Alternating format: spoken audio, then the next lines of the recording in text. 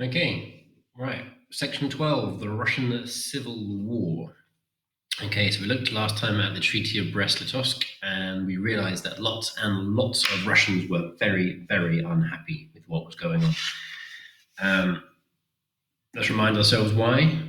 They just lost the war that they had been fighting for several years, the war that had cost them millions of lives, untold hardship. They'd been rationing food, people had been starving, and Russian pride was on the line.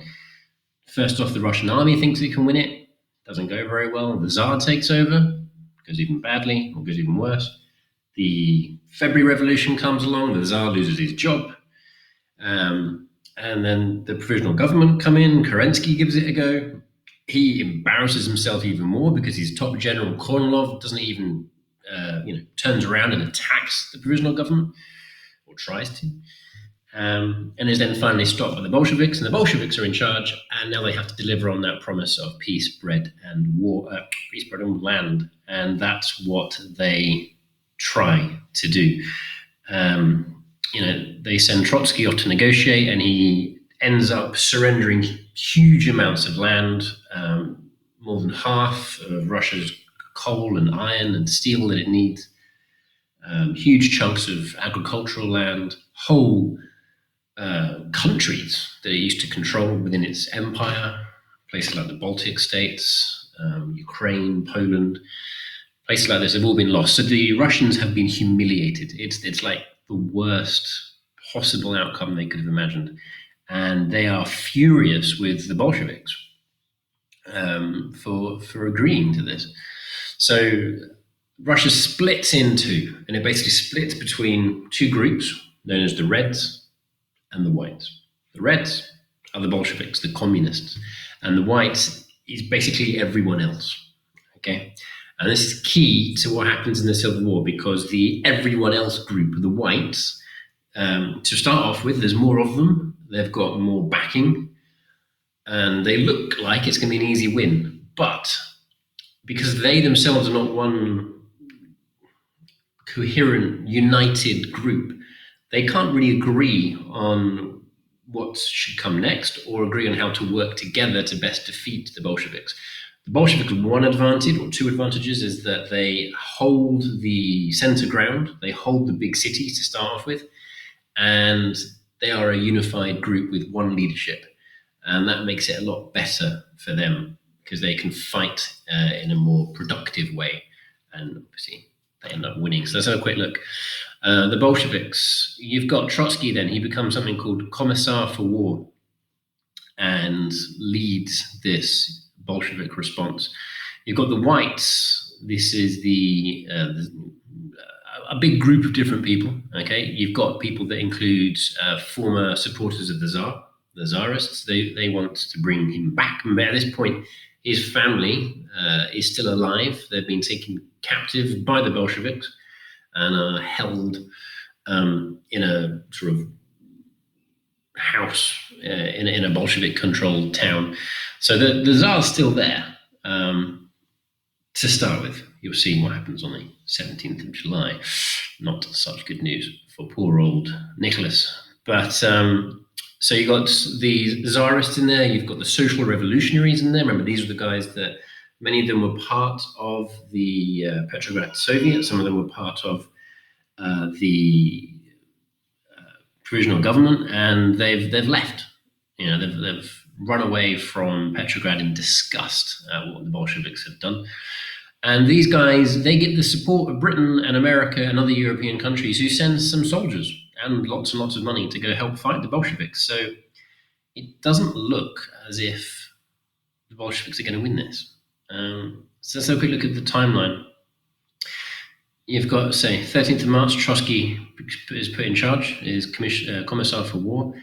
Then, 17th of July, 1918, things are going well for the Whites to start off with, so well that it looks as if they are going to be able to recapture and rescue Nicholas II. And if they can do that, then there's a good chance they can put him back on the throne and restore the Romanov dynasty to Russia. And the Bolsheviks can't take that chance.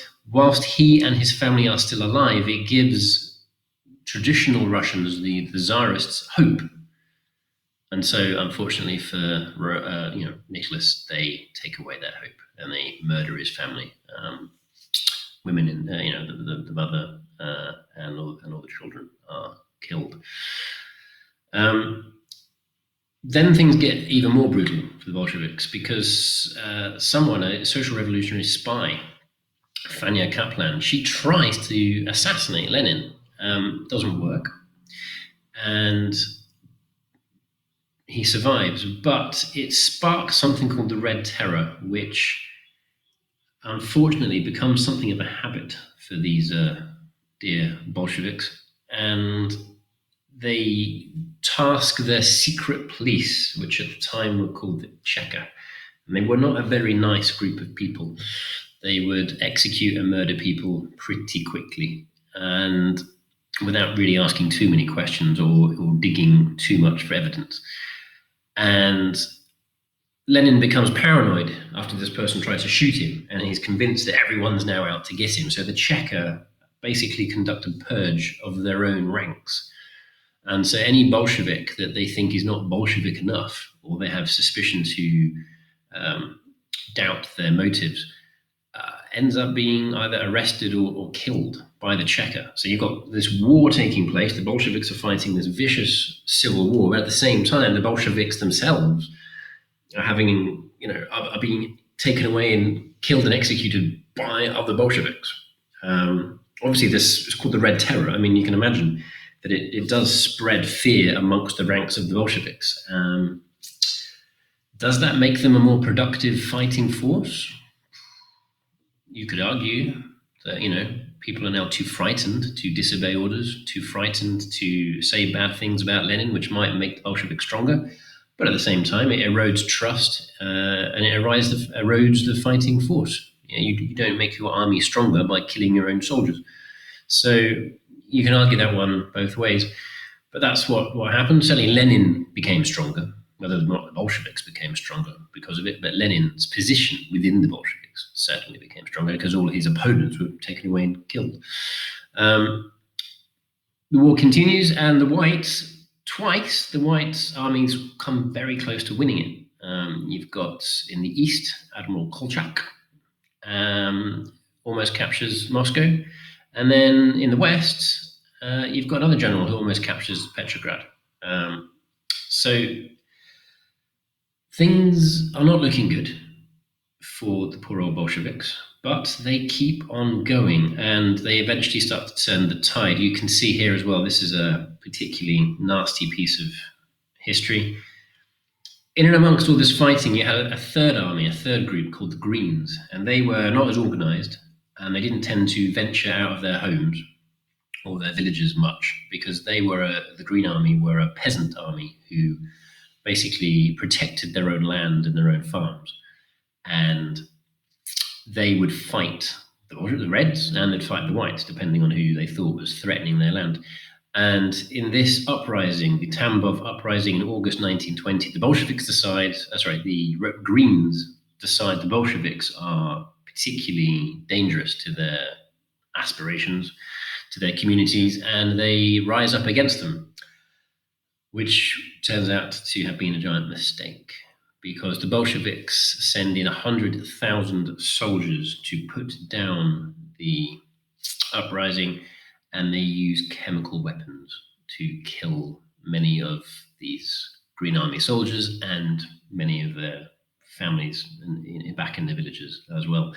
So that puts a stop to most of the Green Army movement right there in just the most brutal way. And then finally, of course, you can see the Reds do turn the tide and win that civil war. So keywords for today are Cheka, which is the Bolshevik secret police force. And you've got a couple of questions there, okay? Describe who the Whites were and explain why the Red Terror began. Okay, good luck. Any questions? Let me know.